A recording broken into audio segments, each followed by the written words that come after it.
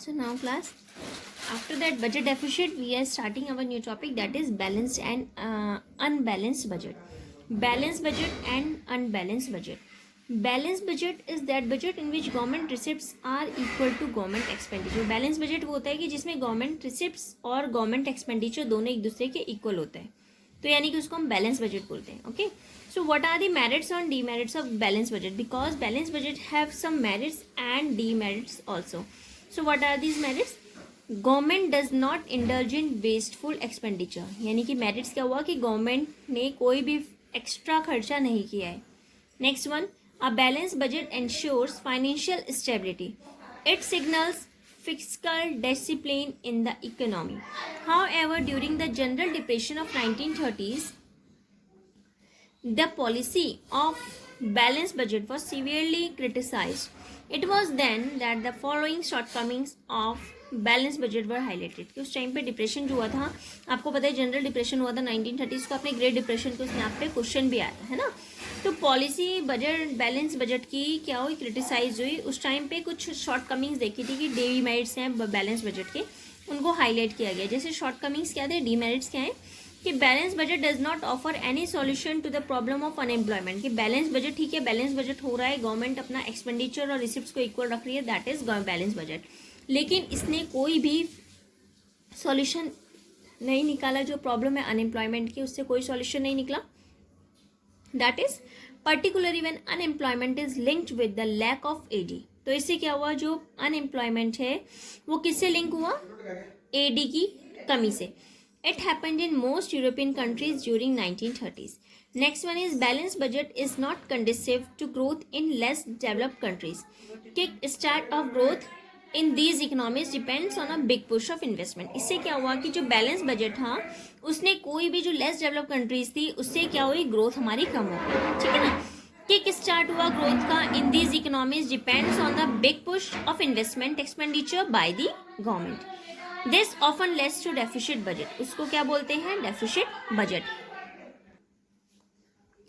And next one is unbalance budget. Unbalance budget is that budget in which receipts and expenditures of the government are not equal. जिसमें receipts और expenditure जो government के हैं वो equal नहीं होते हैं.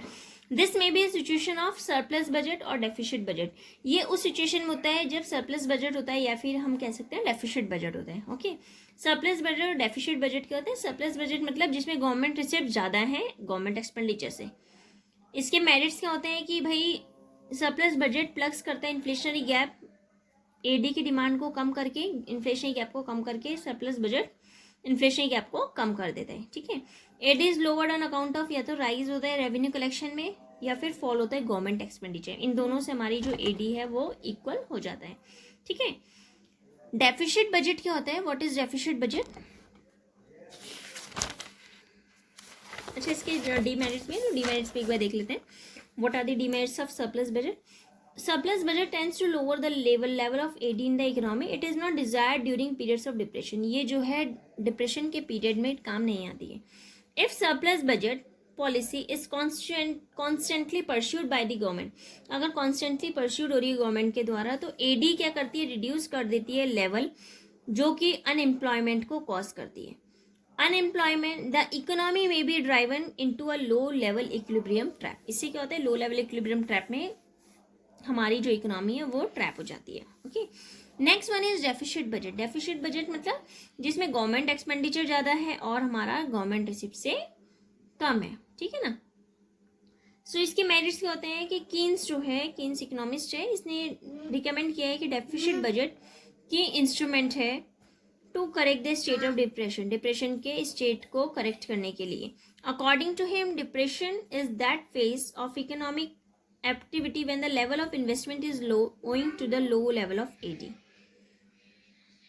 Consequently, planned output is much lower than the full employment level of output.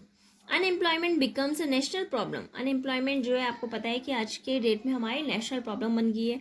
Deficit budget raise कर रही है लेवल ऑफ AD को.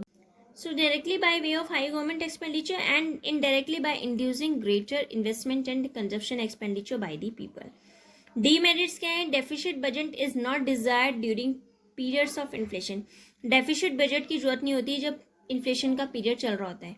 It is a period when the AD exceeds AS at full employment. Deficit budget in such situations would further increase the gulf between AD and AS. Consequently, inflationary gap जो होता है वो rise करता है wage और price spiral को, ठीक है, may set in.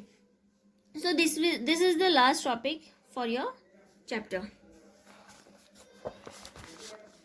देखो इसका लास्ट नोट जो आएगा आपका यहाँ तक आएगा, डीमेरिट्स ऑफ गवर्नमेंट बजट, ठीक है ना. Sorry, this will be demerits of deficit budget, not government budget. It will be deficit budget. So remove government here and write down deficit here. Okay. This is a light topic, and I will give you some numericals of this chapter also for your home assignment. So thank you, class.